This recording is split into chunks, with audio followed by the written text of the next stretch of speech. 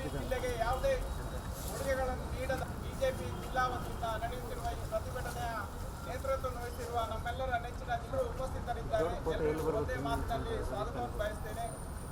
ಬಂಧುಗಳಿಗೆ ಸಹ ಸ್ವಾಗತವನ್ನು ಬಯಸಿ ನಮ್ಮ ಈ ಪ್ರತಿಭಟನೆಯನ್ನು ಉದ್ದೇಶಿಸಿ ಪ್ರಥಮವಾಗಿ ಬಿಜೆಪಿ ಪಕ್ಷ ಅಂತೇಳಿ ಹೇಳುವಂಥದ್ದು ಕೇವಲ ಮತ ಬ್ಯಾಂಕ್ ಅನ್ನು ಗಳಿಸಲಿಕ್ಕಾಗಿ ಬರೇ ರಾಜಕಾರಣ 23ನೇ ಇಸ್ವಿಯಲ್ಲಿ ಸರ್ಕಾರಕ್ಕೆ ಬಂದ ಕಾಂಗ್ರೆಸ್ ಪಕ್ಷ ಒಂದಷ್ಟು ಆಶ್ವಾಸನೆಗಳನ್ನು ಘೋಷಣೆ ಮಾಡಿತ್ತು.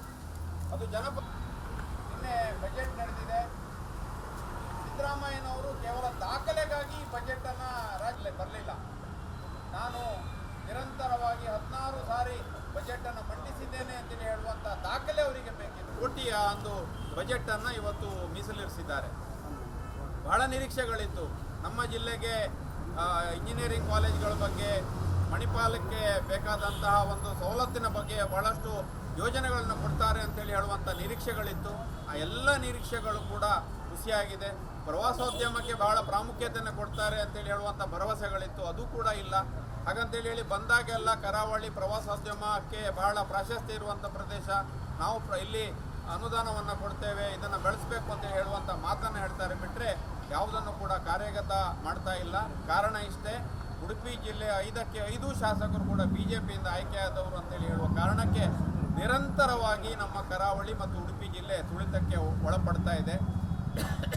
ಇಂತಹ ಧೋರಣೆಯನ್ನು ಖಂಡಿಸಿ ನಾವು ನಮ್ಮ ಜಿಲ್ಲೆಯಲ್ಲಿ ಆದ ಅನ್ಯಾಯದ ಬಗ್ಗೆ ಹೋರಾಟವನ್ನು ಮಾಡ್ತಾ ಇದ್ದರೆ, ಇಡೀ ರಾಜ್ಯಾದ್ಯಂತ ಆಯಾ ಜಿಲ್ಲೆಯಲ್ಲಿ ಆದಂಥ ತೊಂದರೆ ಬಗ್ಗೆ ಇವತ್ತು ರಾಜ್ಯಾದ್ಯಂತ ಭಾಜಪ ಹೋರಾಟವನ್ನು ಕೈಗೆತ್ತಿಕೊಂಡಿದೆ. ಹೀಗೆ ಬೆಣ್ಣೆ ಹಚ್ಚುವಂಥ ಕಾರ್ಯಕ್ರಮವನ್ನು ಕೈ ಬಿಡಬೇಕು ಅಂತೇಳಿ ಹೇಳುವಂಥ ಸಿದ್ದರಾಮಯ್ಯನವರಿಗೆ ಈ ಮೂಲಕ ನಾವು ಎಚ್ಚರಿಸಿದ. ಮುಂದಿನ ದಿನಗಳಲ್ಲಿ ನಿಜಕ್ಕೂ ಇವತ್ತಿನ ಹೋರಾಟ ನಾವು DC ಕಚೇರಿಯಲ್ಲಿ ಮಾಡಬೇಕಿತ್ತು, DC ಅವರಿಗೆ ಮನವಿಯನ್ನು ಕೊಡಬೇಕಿತ್ತು. ಆದರೆ ಇವತ್ತು ಸರ್ಕಾರಿ ರಜೆ ಆದ ಕಾರಣ ನಾವು ಕಾರ್ಯಕ್ರಮ ಮೂಲಕ ನಿಲ್ತಾ ಇದ್ದೇವೆ. ನಮಸ್ಕಾರ. बोलो भारत माता के हिंदू विरोधी कांग्रेस सरकारಕ್ಕೆ ಸಾಲದ ಕೂಪಕ್ಕೆ ತಳ್ಳಿದ ಕಾಂಗ್ರೆಸ್ ಸರ್ಕಾರಕ್ಕೆ ಭಾರತೀಯ ಜನತಾ ಪಾರ್ಟಿಗೆ ಸಾಲದ ಕೂಪಕ್ಕೆ ತಳ್ಳಿದ ಕಾಂಗ್ರೆಸ್ ಸರ್ಕಾರಕ್ಕೆ बोलो भारत माता के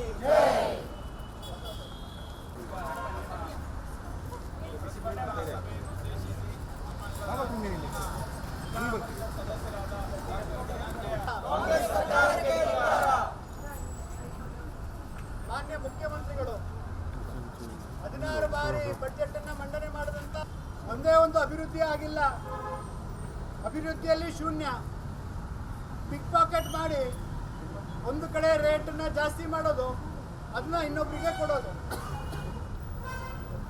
SC SC TSP 39,00,000 ಕೋಟಿಯನ್ನು ನಾವು ಕೊಟ್ಟಿದ್ದೇವೆ ಅಂತೇಳಿ ಹೇಳ್ತಾರೆ.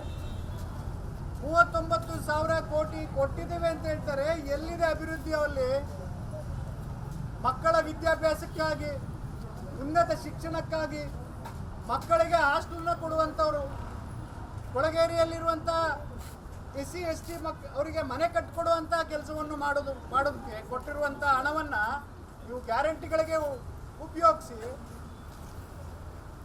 ದಿಕ್ಕನ್ನು ತಪ್ಪಿಸುವಂಥ ಕೆಲಸವನ್ನು ಮಾಡ್ತಾ ಇದ್ದಾರೆ. ಮಾತೆತ್ತಿದ್ರೆ ಸೆಂಟ್ರಲ್ ಗೌರ್ಮೆಂಟ್ ಏನು ಮಾಡಿದೆ ಅಂತ ಹೇಳ್ತಾರೆ. ಕೇಂದ್ರ ಸರ್ಕಾರ, ನಾವು ಕರ್ನಾಟಕ ರಾಜ್ಯ ಇಡೀ ಭಾರತ ದೇಶದಲ್ಲಿ ಸೆಕೆಂಡ್ ಹೈಯೆಸ್ಟ್ GST ಪೇಯರ್ಸು, ನಮಗೇನು ಕೊಡ್ತಾ ಇಲ್ಲ, ಕೊಡ್ತಿರೋದು ಬರೀ 13-14% ಅಂತ ಹೇಳ್ತಾರೆ. ಅಲ್ಲ ಸ್ವಾಮಿ, ಎಲ್ಲರಿಗೂ ಗೊತ್ತಿದೆ, ಸಾಮಾನ್ಯ ಮನುಷ್ಯನಿಗೆ ಗೊತ್ತಿದೆ. GSTಯಲ್ಲಿ 18% ಟ್ಯಾಕ್ಸ್ ಹಾಕಿದ್ರೆ 9% ಸೆಂಟ್ರಲ್ ಗೌರ್ಮೆಂಟ್ಗೆ, 9% ಸ್ಟೇಟ್ ಗೌರ್ಮೆಂಟ್ಗೆ ಅಂತ. ನೀವು GST ಕಲೆಕ್ಟ್ ಮಾಡಿರೋ ಹಂತದಲ್ಲಿ 50% ಇಲ್ಲೇ ನೀವು ಹಿಡ್ಕೊಂಡು ಇನ್ನು 50% ಮಾತ್ರ ನೀವು ಕೇಂದ್ರಕ್ಕೆ ಕಳಿಸೋದು.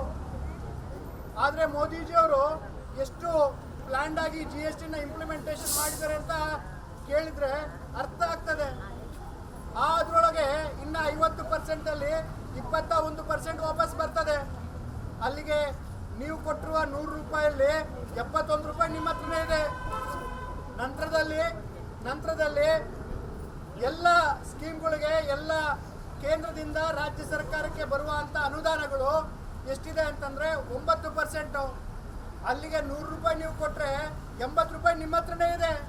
ಸುಮ್ಮನೆ ಯಾಕೆ ಗುಬೆಯನ್ನು ಕೂಡಿಸ್ತೀರಾ? ಸುಮ್ಮನೆ ಯಾಕೆ ಮೋದಿ ಸರ್ಕಾರಕ್ಕೆ ಬೈತೀರಾ ನೀವು? ನಿಮ್ಮ ದುಡ್ಡಲ್ಲೇ ಇಟ್ಕೊಂಡು ಇವತ್ತು ಇಡೀ ಭಾರತ ಕರ್ನಾಟಕ ರಾಜ್ಯದಲ್ಲಿ 8 ಕೋಟಿ ಜನಸಂಖ್ಯೆ ಇದೆ ಅಂತಂದ್ರೆ ಒಬ್ಬೊಬ್ಬ ಮನುಷ್ಯನ ಮೇಲೆ 1 ಲಕ್ಷವನ್ನ ಸಾಲವನ್ನ ನೀವು ನಮ್ಮ ತಲೆ ಮೇಲೆ ಕೂರ್ಸಿದ್ದೀರಾ. ಇದು ನಿಮಗೆ ಶೋಭೆ ತರ್ತದ? 16 ಬಾರಿ ಬಜೆಟ್ ಅನ್ನ ಮಂಡನೆ ಮಾಡಿದಂತ ಮುಖ್ಯಮಂತ್ರಿಗಳೇ, ಈಗಲಾರು ಎಚ್ಚೆತ್ತುಕೊಳ್ಳಿ. ಮತ್ತೆ ಮೂಗಿಗೆ ತುಪ್ಪವನ್ನ ಸವರುವಂತ ಕೆಲಸವನ್ನ ದಯವಿಟ್ಟು ಮಾಡಬೇಡಿ.